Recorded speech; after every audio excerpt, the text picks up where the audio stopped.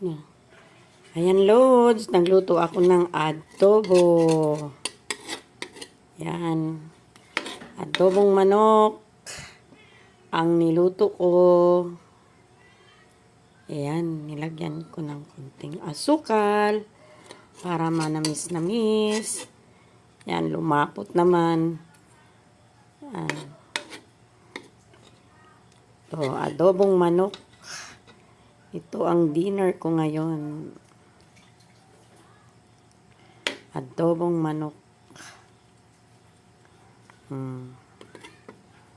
Yan guys. Thank you for watching.